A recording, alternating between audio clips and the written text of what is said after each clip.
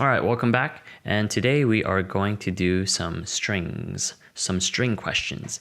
Now, this question is, let's see, look at here, anagrams in a string. So given two strings, S and T, find and return all indexes in string S where T is an anagram.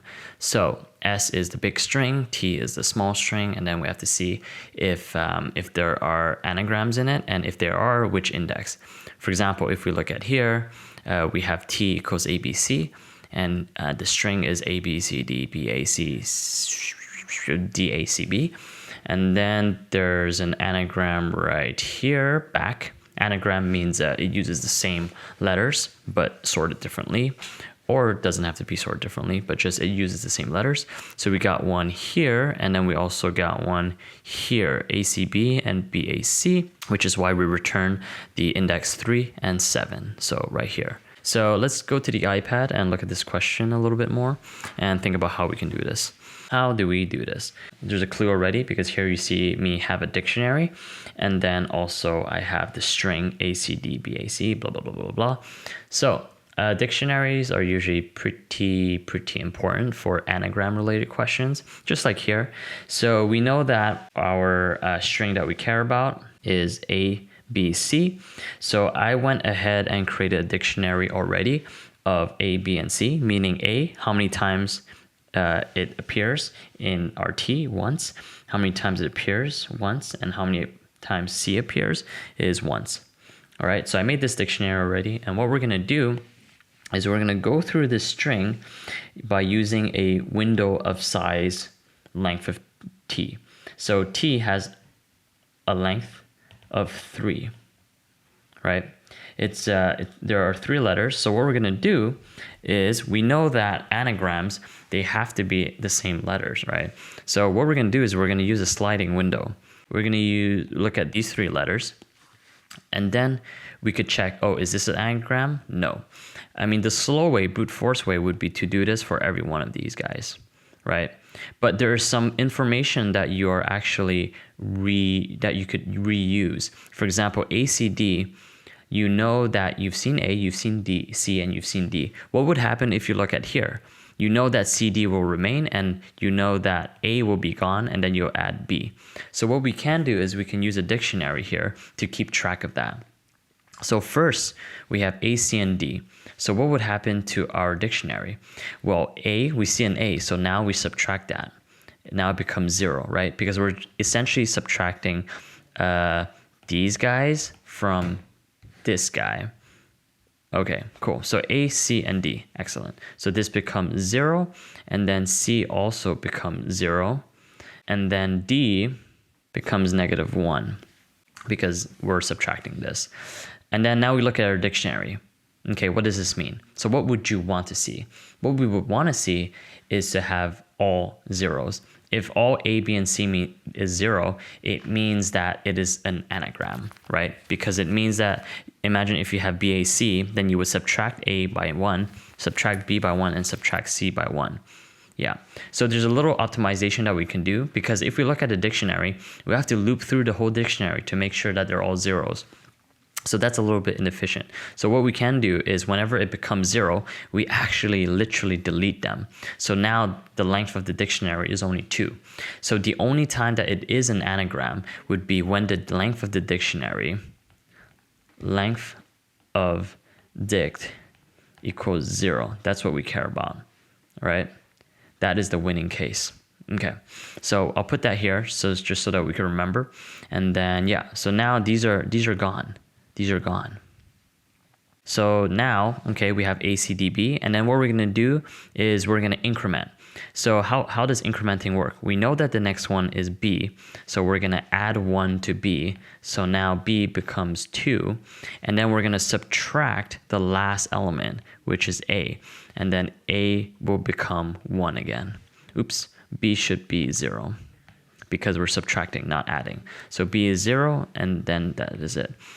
All right, if we remove this, now we have these guys, right?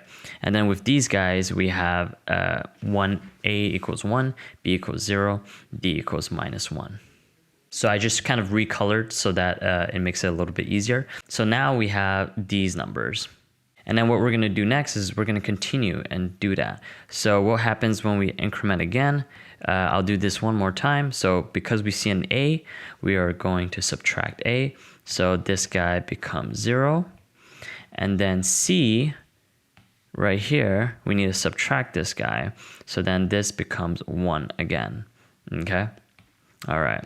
So now that means the interval is like this now.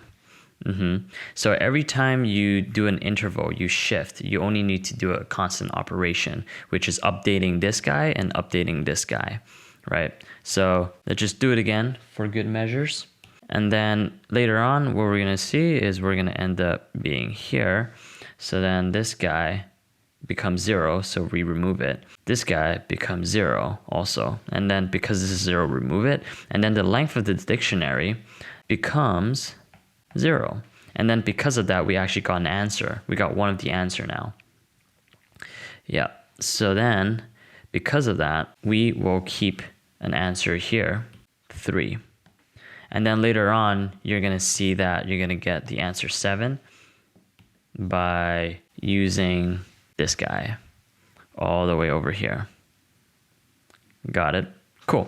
So yeah, so what is the time complexity of this? The time complexity is linear because we have to do the shift once throughout the whole string.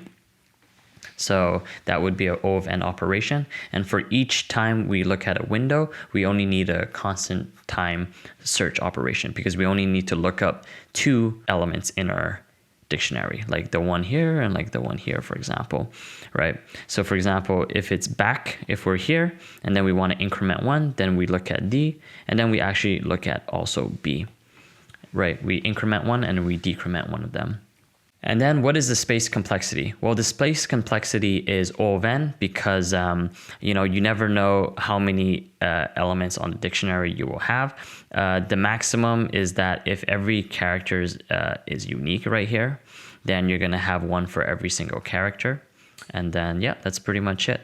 So it's very possible that you have like A, B, C, D, E, F, G, H, I, J, K, all the way to the N, and then each one of these characters are unique. So then your dictionary will be as big as the numbers of characters. All right, so that's pretty much it. And yeah, let's code it. So what we want to do first is we want to create a result array because there could be multiple answers, and then we'll just append the answers there. And then what we want to do is we actually want to import default dic. Default dic is pretty useful, especially for these counting kind of dictionaries where you can just add 1 to it. So let me see. The only thing that default dic is useful for is, for example, if the default of having no value in the dictionary, instead of creating a key value pair and then adding 1, you could just add 1 directly and it will create 1 for you. Okay. So now I want my map, my character map. All right, and then this would be default dic int, and then for character in the subset of the string will be C. So here what we did is we created that dictionary that I showed you in the beginning on the iPad, like the dic, that would be the CH map. So now we fill this up so that we have, for example, if it was ABC, then the dictionary would look like A1, B1, C1. Okay. And then now we just iterate over the string. Okay. So first we grab our character. Our character would be the character that we're on currently. All right. And then what we're going to do is we're going to add that character to our map. So we're going to be subtracting it. Because we see it, we're going to subtract from our map. Okay. And then we do, map h minus 1. And then if it becomes 0, we're just going to delete it. And that makes it a lot easier to check if it's an anagram, because we only need to know if the dictionary is empty, right? So if map ch equals 0, so that means the value is 0, then we're just going to delete this key value pair. And then, like we said, if the length of the dictionary is 0, then we're going to append the result. All right, +1. Just make sure you don't have any one-off errors. So this means this is the index of your anagram. And the reason why it's because you have to imagine if our index is right here. For example, yeah, our index would be, let's take this example, BAC. Our index would be right here. What we want to do is we want the index from the beginning of the anagram. So that's why we have to subtract this and then +1. All right, so, and then we return results. All right, so there's one thing that we forgot is we have to make sure of the case where in the beginning where you know how I start drawing the sliding window directly. Well, I have to work that in. So that means we're not gonna subtract anything unless because we forgot to subtract the sliding window from the back. So let's see. So let's do that.